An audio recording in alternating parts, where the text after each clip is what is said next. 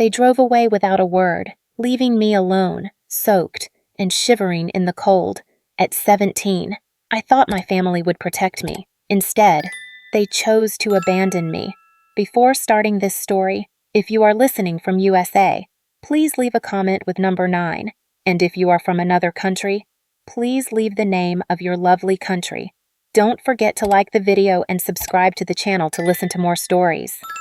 The rain had been falling for over an hour, steady and relentless, drumming against the roof of our old car like a warning. I sat in the back seat, my forehead resting against the cool window, watching the headlights smear across the wet pavement. It was past midnight, too late for a doctor's appointment, too late for anything ordinary. The silence inside the car was louder than the storm outside. My father's hands gripped the steering wheel so tightly I thought the leather might tear beneath his knuckles. My mother stared ahead, unblinking, her face pale and still each time lightning lit up the road. Neither of them had spoken since we left the house. Not a word, not even when I asked where we were going. "Dad," I tried again, my voice barely louder than the whisper of the windshield wipers. "Where are we headed?" Still, nothing, not a glance, not a word, just the quiet tightening of his jaw. Something was wrong. Even through the fog of medication dulling my nerves, I could feel it deep in my bones like a low-frequency hum only I could hear. The kind of dread that doesn't shout, but breathes down your neck. "Myra, say something," I whispered to my mother. I hadn't called her mom in weeks. Something had shifted in her eyes since my last hospital stay. Something colder, distant. Her silence hurt worse than the symptoms that had taken over my body these past 5 years. No response, just the faint twitch in her temple and a stiffer set to her shoulders. "My name is Delaney Shaw. I'm 17 years old, and I knew that tonight something irreversible was about to happen." The road narrowed as we turned onto an unfamiliar stretch of country highway, the trees closing in like a tunnel, the kind of place GPS signals go to die. My back ached from the vibration of the tires on rough asphalt. I felt the medication beginning to wear off. Soon, the tremors would come. I reached forward, trying to steady myself. "I think I need my dose early," I said, my voice shaking. "The bumps." "You'll be fine." My mother cut me off sharply. Her tone wasn't tired or worried. It was final, cold. I pulled my hand back slowly. The shadows inside the car seemed to thicken, swallowing the small warmth I had left. I didn't know where we were going, but for the first time in my life, I was starting to understand what fear really felt like, and it had my name on its breath. The car slowed down suddenly. I lifted my head from the window, blinking through the fog on the glass. We were nowhere. No houses, no gas stations, no flicker of civilization, just endless trees, swaying in the rain like silent witnesses. My father didn't say a word. He pulled over to the side of the road, flicked the hazard lights on, and shifted the gear into park. My heart sank. "I need you to get out." "Delaney," he said flatly, not turning around. I froze. "What?" My mother reached into the glove compartment and pulled out a small duffel bag. My duffel bag, the one I kept packed for hospital stays. She didn't meet my eyes. "Put on your coat. It's cold," she said, as if we were stepping into a hotel lobby instead of a stretch of highway in the middle of a storm. "You can't be serious," I whispered, already feeling the air drain from my lungs. "Is this a joke? Where are we?" No answer. The door beside me unlocked with a sharp click. My father still didn't turn around. I stared at the back of his neck, trying to remember if he had always looked that distant, that closed off. "Please, I'm not feeling well. I'm starting to shake." My hands trembled as if to confirm it. "You'll be fine," he said, same words as before. But this time, they weren't careless. They were calculated. My mother leaned back and placed the bag on the seat beside me. "There's enough medication for a few days." I felt something inside me break. This wasn't a mistake. This wasn't a misunderstanding. They were leaving me. I opened the door slowly, the cold night air slicing through my clothes. The rain hit harder out there, needles against my skin. I stepped out, my legs weak, the gravel crunching beneath my boots. I turned to face them one last time. "Why?" My voice cracked. Neither of them answered. My mother stared straight ahead, eyes glassy. My father shifted the car into drive. Then, they were gone. Just like that. The red taillights blurred into the distance. Swallowed by the dark, the sound of the engine faded until all I could hear was the rain and my own shallow breathing. I stood there, soaked and shivering, the duffel bag clutched to my chest like a life raft. The trees loomed around me like walls, and the road behind me stretched into nowhere. They left me, not at a hospital, not at a friend's, not even at a shelter. They abandoned me in the middle of a storm, like I was nothing, like I had already stopped existing. And in that moment, something colder than the rain settled in my bones. I wasn't their daughter anymore. I was a burden they had finally decided to discard. And worse, a part of me feared deep down I had seen it coming all along. I just hadn't wanted to believe it. I don't remember falling. One moment I was standing on the side of the road, soaked and stunned, and the next, I was on my knees, the weight of the rain pressing down like judgment. My hands had gone numb. I couldn't feel my fingers, only the sting of gravel biting into my palms. Somewhere far away, I heard tires on wet asphalt. At first, I thought my parents had changed their minds, but it wasn't them. The vehicle stopped a few feet away. A door opened. Heavy boots splashed through a puddle. I tried to stand, but my body refused. The last thing I saw before the darkness closed in was a silhouette against the headlights, a tall figure in a black raincoat, moving toward me. When I opened my eyes again, I wasn't on the road anymore. I was lying on a leather couch, wrapped in a thick wool blanket that smelled faintly of cedar. The fire crackled nearby, warm and real. My duffel bag sat on the floor, unopened. I blinked, confused. The room was dim, rustic, wood-paneled walls, a small kitchen in the corner, the hum of an old refrigerator. Not a hospital, not a clinic. Then he walked in. At first, I didn't recognize him. He looked older, taller, his jaw sharper beneath a trimmed beard. His hair was longer, darker than I remembered. But it was the eyes, steel gray, focused, but still carrying the same quiet storm they always had. "Delaney," he said gently, like he was afraid the name might break me. I tried to sit up. My throat burned. "No, you're not real." He knelt beside me, his hand hovering like he didn't know if he had the right to touch me. "It's me. It's Ezra." I hadn't spoken that name in over 4 years. Ezra Shaw, my older brother, the one who vanished when I was 13, the one whose absence hollowed out our family like rot beneath floorboards. They said he ran away. They said he didn't care. They lied. "Where did you go?" I asked, voice trembling. He sat back on his heels. "I had to disappear. I found something. About them. About the people Dad was working with." I tried to tell him. And he shut me out. Mom, too. So I left. But I never stopped watching. He had been watching. My chest ached. Not from betrayal, but from something new. Something fragile and glowing.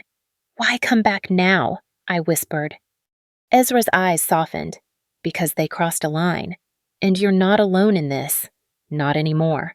He reached out and finally took my hand, calloused and warm. In that moment, the fear didn't vanish, but it stepped back just a little because someone had chosen to stay. When everyone else walked away, Ezra came back, and for the first time in years, I let myself believe that maybe I was worth coming back for. The cabin sat at the edge of a frozen lake, surrounded by pine trees that whispered in the wind. It wasn't large, but it was safe, warm, hidden. Ezra had been living here for nearly 3 years, off the grid, with just enough solar power and wood to survive the winters. Inside, everything smelled like old books, firewood, and time. For the first few days, I slept more than I spoke. My body ached, and the tremors came and went like unwelcome ghosts. Ezra didn't push.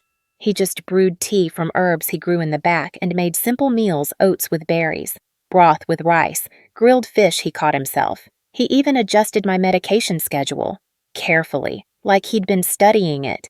It was the first time in years I felt like someone was trying to heal me instead of control me. Every evening, we sat by the fire and talked, or rather, I listened. Ezra told me stories about the places he'd been, the people he'd trusted and lost. Slowly, I began to tell him my own. How the symptoms started when I was 12, how the doctors could never agree on a diagnosis, how our parents had turned colder with every passing year.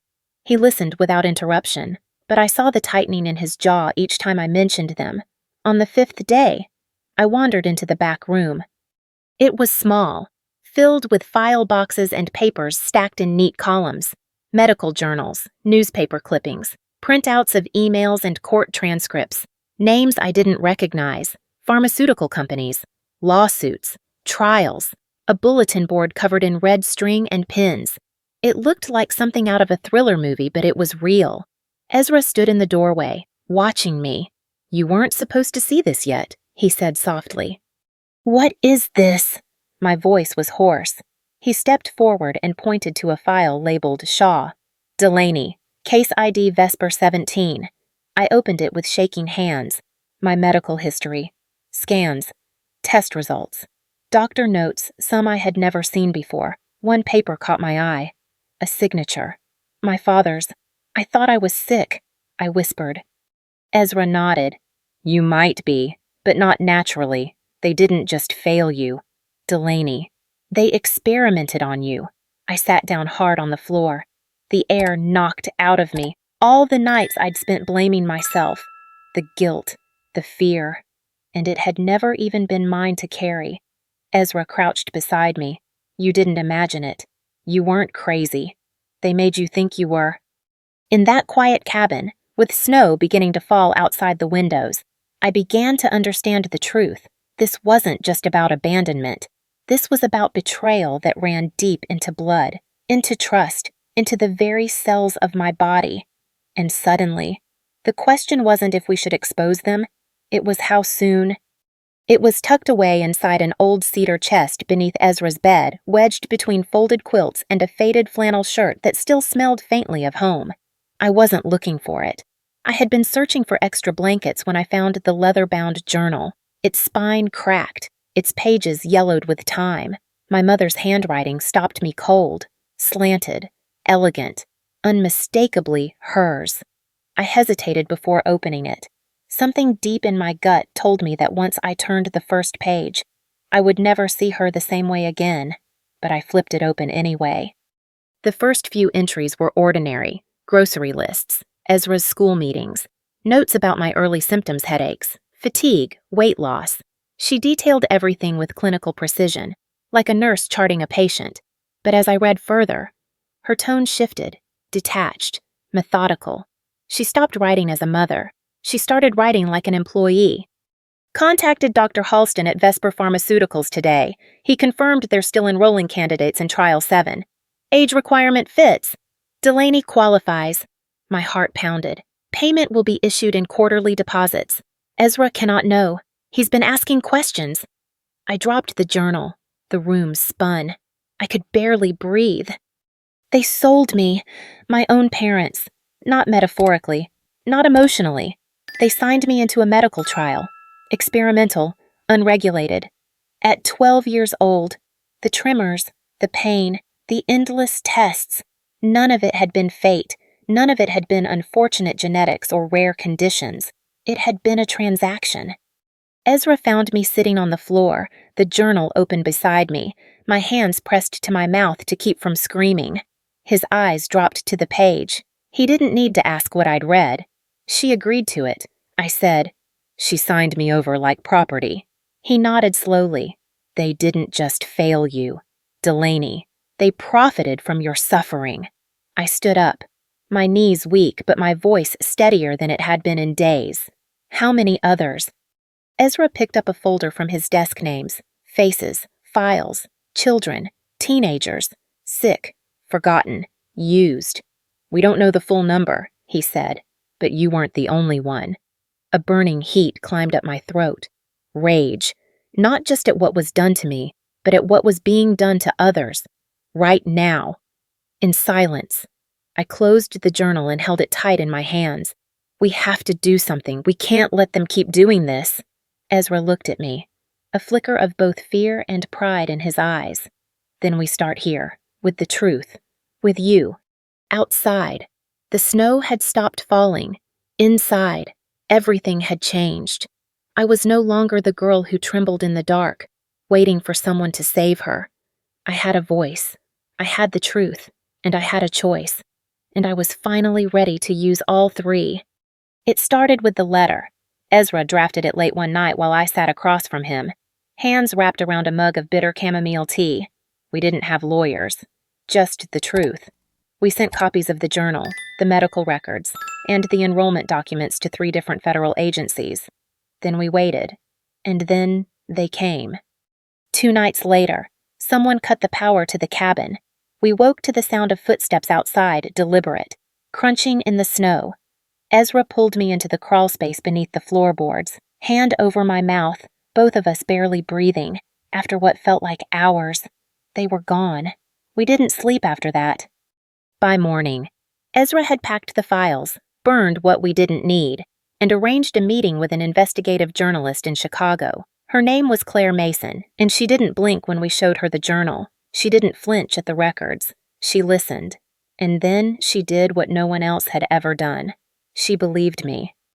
The network agreed to air the interview uncut, unfiltered. I sat in the studio under hot lights, makeup barely masking the shadows under my eyes. My hands trembled as the cameras rolled. Claire asked gentle but direct questions. When did you first realize you'd been experimented on? I swallowed hard. I didn't. Not at first. I thought I was just sick, that I deserved it somehow. And now I know I was never sick. I was sold. Gasps from the crew behind the lens. The producer leaned forward. I kept going. My own parents signed the forms. They called it treatment. It wasn't. It was a trial. They took my childhood, my health, and they lied. My voice cracked. I didn't care. Let them hear it all. Claire leaned in. What would you say to the people who did this to you? I looked straight into the camera, for the first time. I didn't feel small. I didn't feel broken. I want you to know I remember everything, and I'm not hiding anymore. You thought I wouldn't survive, but I did. And now I'm going to make sure no one else has to go through what I did. The segment aired that night.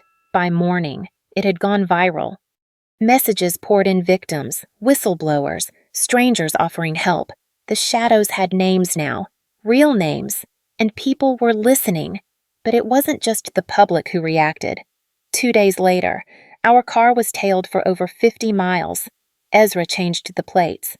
We stopped using our real names. We moved every 3 days. Still, I felt lighter. Because even though we were hunted, even though danger crept closer, I had spoken. I had stood up, not just for myself, but for every child silenced, every file buried, every truth locked away in corporate drawers, and no matter what happened next, they couldn't silence me again. A year had passed since the interview that changed everything. The pharmaceutical company responsible for the trials, Vesper Pharmaceuticals, was no longer a thriving giant. Bankruptcy had swallowed their name, and their executives faced charges that would keep them behind bars for years. Justice was slow, but relentless. My parents had faded from public view, swallowed by scandal and legal battles. Their actions, once shielded by money and silence, were exposed for the world to see. The cold indifference they showed that stormy night was finally met with consequences they could not avoid. But I was not focused on vengeance. I was focused on healing. The cabin had transformed too. What was once a hidden refuge had become a sanctuary, a place for survivors like me to gather, to recover, to find strength in shared stories. With the settlement money and donations pouring in, Ezra and I helped build the Wells Foundation for Medical Ethics and Survivor Support. It wasn't just about the past anymore. It was about creating a future where no one would be forgotten or betrayed in silence. Anna, The former medic who had stood by me from the beginning now ran our trauma recovery program. Her experience with the scars of war gave her a unique ability to help others navigate the invisible wounds left by betrayal and abuse. I had learned to walk again, short steps at first, then longer. My legs still trembled, but each day I grew stronger. The doctors once said I would never stand unassisted, yet there I was, walking across the sanctuary's grounds, feeling the sun on my face without the cold shadow of fear. A young boy named Ryan came to us 3 months ago, his symptoms eerily similar to mine. He stood for almost a full minute during his first session. Seeing his progress filled me with a quiet pride, reminding me of the hard road we'd traveled. One evening, as twilight painted the sky in shades of lavender and gold, I received a letter. The return address was familiar County Hospice Center. My mother's shaky handwriting filled the page. She had weeks left, lung cancer. She did not ask for forgiveness, but she wanted me to know that despite everything, she saw me the strength I had found, the woman I had become. She admitted the greed, the cruelty, that what she called survival was nothing but that greed. I folded the letter carefully, feeling no tears, only a quiet acknowledgement. Some wounds never fully heal, some bridges remain broken. I stood on the porch, cane in hand, watching as fireflies danced over the fields. Ezra approached, concern in his eyes. "Are you all right out here? It's getting cold." I smiled softly. "More than all right. I'm home, and for the first time in years, I believed it." This story reminds us of the incredible strength of the human spirit to overcome betrayal, injustice, and unimaginable hardship, even in the darkest moments. Resilience and hope can ignite a path toward healing and justice. It highlights the importance of standing up for truth and supporting those who have been silenced. Most importantly, it teaches us that no matter how broken we may feel, we all have the power to reclaim our story and transform pain into purpose. This story is a work of fiction created for educational and entertainment purposes only. It is not intended to attack or defame any individual, family, or organization. Any resemblance to real persons or events is purely coincidental. If this story moved you or sparked a thought, please let us know by commenting below. Your likes, shares, and subscriptions help us create more stories that inspire and entertain. Don't forget to hit that subscribe button and turn on notifications so you never miss an update. Thank you for watching and being part of our community.